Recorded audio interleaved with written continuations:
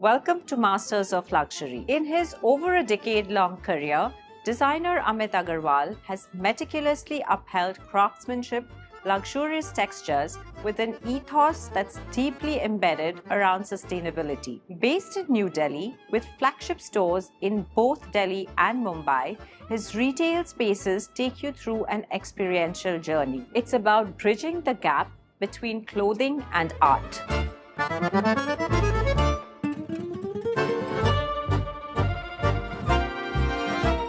Tell me today, what is the luxury philosophy of Amit Aggarwal as a couture brand in India? For me, Ondula, I think I base luxury in the three elemental pillars of Amit Aggarwal. I feel that emotion, I feel evolution, and eternity are three important aspects that define luxury for me today. I think today, whatever one creates, be it through craftsmanship, be it through your mode of communication, it definitely needs to evoke emotion. Without that, I think we're just creating soulless things.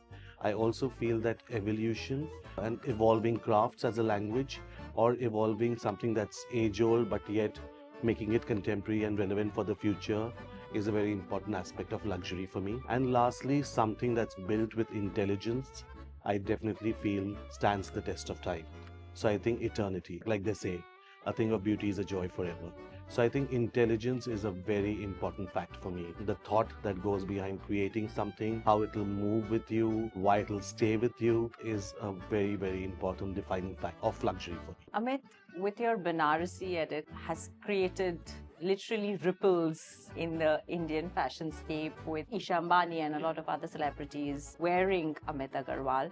Tell me a little bit about how the Banarasi edit came about. What was the inspiration? And it's kind of a little bit of a contrast from what you've been doing in the past to kind of moving into a weave like Banarasi. Actually, strangely, the Banarsi or the revival of a heritage textile started in 2015. So the first edit of the Banarsi and then the forthcoming edits of Beta Patola or Ikat, and there are multiple other textiles that we worked with, was started in 2016. So my first collection, which was at Lakme Fashion Week, which talked about the heritage of India through a very French lens.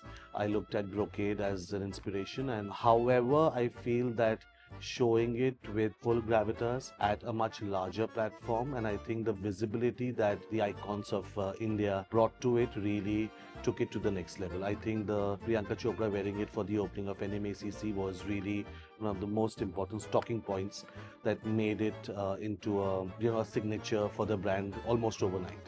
So I don't think that that's a language that's alien to the brand. I think currently it's in spotlight, the media is talking about it, and the fact that you see a lot of women wearing it has made it feel that it's current, but that's a language that I've owned since a really long time. I've seen in your previous interviews of you speaking very fondly about Priyanka Chopra. Yeah. And then, of course, PC wearing you at NMACC. Obviously, as a country, we are very sort of Bollywood driven. We are celebrity infused culture, so to speak. And a lot of designers also kind of fall back on Bollywood for marketing, for promotions. What is your take on that? I think I look at Bollywood or the Hindi film industry as a benchmark of culture. For me, it is a very important defining cultural aspect for India. I don't look at Bollywood per se as the most important aspect of brand positioning. I do feel that clothing or positioning become more important and pivotal when I identify a muse that would, wear one of our pieces. So it's not always driven by the numbers that a celebrity has, but more so about brand fit, about what craft the actor holds, and I think how does it fit into the larger narrative of Amit Aggarwal. That brings straight to my next question. Who is the Amit Aggarwal muse? I believe that someone who gravitates towards an Amit Aggarwal creation is really someone who looks at intelligence as the most important aspect of design. A person who actually thinks before they choose something about their life, be it clothing, be it anything else. Someone who really looks at the lens of creation through time. I feel someone who transcends past and takes it to the future. Definitely a forward-thinking person. Do you have anybody in mind from contemporary India who you would identify or who you would think comes very close to the definition of an AA muse? Just the day before, I had the pleasure to work with Tara. Tara Lal came over to get some pieces made out of upcycled Banarsi. And I think just having a conversation with her, I mean, it's just a name that's on top of my head because that experience is really fresh and relevant. But more than that, Andrila, I think definitely for me, every person that I come across in the walk of my life has a certain aspect that I feel the clothing resonates to. It is really an important job of mine to make them travel that journey in their minds from being where they are to being the Amit Aggarwal person. What is the global vision for Amit Aggarwal?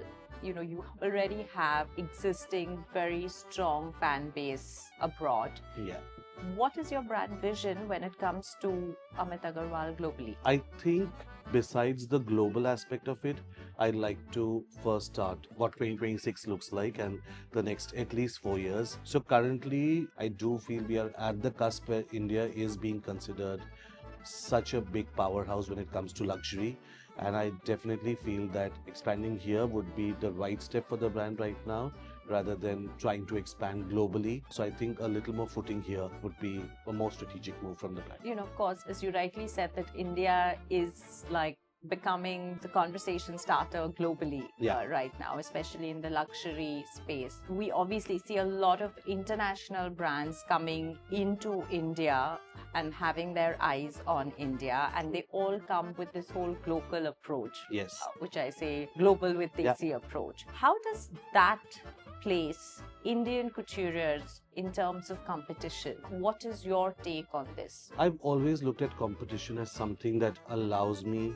to better myself. Definitely, I think today India has become a melting pot of not just cultures but also understanding luxury and how it pans across generations, even in the West.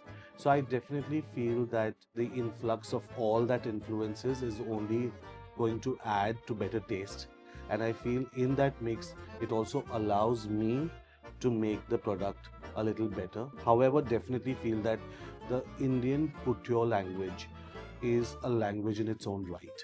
I think that yes, maybe an international brand can come to India and try and create something that's more Indian in its approach and nature. However, what comes truly from the vision and the creation of an Indian couturier is unparalleled. I think that that will always have place in our celebrations. I mean, you'd always still choose to wear something that's beautifully handwoven in an Indian context like Diwali over something that may be an export from the West. A lot of designers, especially India traditionally, especially with couture, has always been, you know, it's literally couture equals weddings when it comes to Indian designer wear. What is your take on that? Do you think that is changing or will change, or does that story continue? I'll be honestly lying to myself if I said that weddings are not the most important aspect when it comes to Indian couture. However, I do completely believe and I agree that the landscape is changing. I also feel why the landscape is changing is because I feel more and more intelligent consumers, more and more conscious consumers. I think the new generation really thinks a lot before they choose, and I think that's a good energy to have to begin with already. I think conscious buying also allows you to choose right and choose something that you can wear over multiple usages. So where earlier your bridal lehenga, which continues to be, but I've definitely seen a decline, needed to be the stars and the moons and everything on it, which was ultimately a single time wear. I think brands like mine, which allows multiple usage of a couture skirt from us, which could be looked at as a lehenga with a blouse or could be looked at as a skirt with a tuxedo, just allows couture to have a much wider approach in India itself. So today I'm really glad that I have equal number of clients that come to buy something really wonderful for them, even if it's for their 40th birthday or their anniversary. And I think that's, I mean, one thing we've learned that post-COVID is that there is a day to celebrate every day. I think that's so important. And the pressure is definitely disseminating on couture, on the fact that everything has to be bridal. So I'm happy to be a part of that cultural change. How do you balance creativity and business, especially in a market like India, which is rapidly growing so much, especially in the retail space? How do you do that? I think one, definitely it comes from my upbringing. Coming with a last name and a whole heritage of business running individuals. I think that's something that's ingrained in me. I've seen my grandfather doing it, I've seen my father doing it. So business is a very, very exciting part of my journey. So while I'm just happy that I'm an apple that doesn't belong to the exact same orchard, so creativity is equally ingrained, but I do definitely feel that whatever I choose to say creatively is technically the vision of the brand. What the world perceives of an Amit Aggarwal, definitely it's creative vision. However, I think that business is, like I said earlier, such an important vessel to balance creativity and commerce. I mean, I feel that when I was studying fashion, the word commercial was a taboo. Everything that was made to Was looked down upon. yeah, and I feel that it took me years of unlearning to realize that if there is no commerce, there is no creativity, and vice versa, of course. You have to marry the two to be able to bring a larger vision. And I think even today, when I work with the team members, when I work especially with design focused teams, I always tell them that unless and until you make this collection sell, you will not have a couture. So I think that balance between creativity and commerce is a fine line which requires great balance. But trust me, that's the most exciting part of my job today. How important are fashion shows? You know, there are a lot of designers who don't do shows very regularly. And then, of course, there are designers who make it a point Yes. to be there every 6 months. How important is it to you personally for a brand like Amit Aggarwal? For me, doing a show is lesser from a spectacle perspective, but more from the storytelling aspect. I think when we do the Couture Week, it is purely from the vision of the brand. It is the unadulterated, something that's truly, truly coming from the heart. The craftsmanship that we speak of, what is the entire ideology of fashion for us, is what comes alive on the runway. That also definitely becomes such a large talking point visually for so many people across the world. Like, I think over the last 2 years, our couture weeks have been carried organically by so many international portals. It's been worn by so many international people, and it is the power of the runway. And I feel that for me, that is an extremely important aspect of the storytelling of the brand. The experience when it comes alive and when someone who breathes that walks onto the runway, I think, is a memory that is indelible in my journey. You know, with shows also comes a lot of bric-brac, comes a lot of applause and praise. How do you deal with criticism as a creative person? I'm born with a great filter. So I absorb what is necessary. I understand that there is criticism to pull you down, which I think I have a keen intuition to understand that's not directed towards me. We live in a world which is not all rosy. But I always look at people who truly value and understand the journey of the brand, understand me as a person and what it has taken to build what it is today, having a point of view. I am a person who collaborates with energies. I like a point of view, and I think that had there been no criticism, there would be no creativity. In the last decade, what has been that one turning point for you personally that has really kind of changed the direction of the way you look at things professionally and maybe even at a personal level? I think one of the most remarkable changes within me as a person came during COVID. I truly got a lot of time, to myself, to reflect upon what I am as a person, what makes me, and definitely I think from there emerged the truest, most unapologetic, brave version of me. So today, I really work like a fearless warrior. I believe in the power of the vision that I have. I'm intuitive to my decisions. I learn from my decisions. Multiple times in businesses decisions go wrong. But instead of regretting something, I learn from it and I try to make it better for the coming years. So Today, whatever you see of Amit Aggarwal is truly, truly the person that I am, what I imagine of creativity, what the pillars, the brand, the people that make Amit Aggarwal are, and I'm really proud to be a part of Thanks to COVID. that. Yes. As a brand, your sustainability and conscious luxury is very inherent to your brand Yeah. and to you. How did that come about? Where did this whole, idea that I am going to create a brand that's based on the principle of conscious luxury or sustainability, where does that come from? I don't think that was that positioning in my head when I started to create. For me, I think I create purely with my heart. It's literally like breathing for me. The way I create clothes and the way you breathe is synonymous for me. My upbringing has been very, very conscious. I come from roots that have always told me to care for things. So I grew up in Bombay in a very humble background, and my father is an engineer and a scholar, so I'm maverick at what he does. So is my brother, who is another crazy, very academically inclined individual, and my mother, who unfortunately she trained to be a doctor, but she couldn't pursue her education because of family and back in the time. So she became the most wonderful homemaker, and she brought all of us up. However, from a very early age, very early, I can't even remember when, I always knew that I wanted to create clothes. There has never been an epiphany in my life that, okay, this was a moment where I picked up a pencil and started getting inclined towards clothing. That truly is something that I think I was born with. And that's why I say that when I create, it feels like I'm breathing. It's as natural as breathing for me. And when I announced that to my family, they were shell shocked, because a middle class family in the 80s, having nothing to do with fashion, where fashion was, I shouldn't say Very gatekeep, costume. not just costume, there were just five brands that really made what fashion was in the country. I mean, not even five actually, for that matter. And for them to imagine that they could give me a lifestyle that would, prevail to be someone in fashion was unimaginable.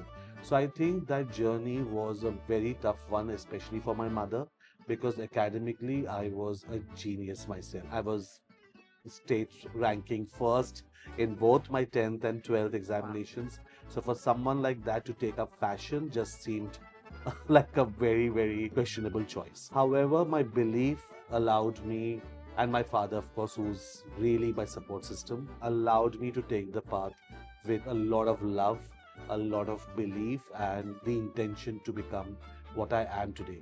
So it's been nothing short of a miracle that a boy coming from a very small, almost a chawl-like living background in Bombay become a part of fashion. But I'm an outsider, I feel, in a strange way. Don't come from culture or heritage whatsoever, but the culture of living well, respecting what you do, allowing yourself to speak truly to yourself is something that other education pillars that my parents have given me, and that's what I do. So coming back to sustainability, I've never thought of that as a marketing plan or gimmick, because I just feel today it's the most bastardized term of Indian fashion, or fashion the world over, that I'm sustainable and conscious.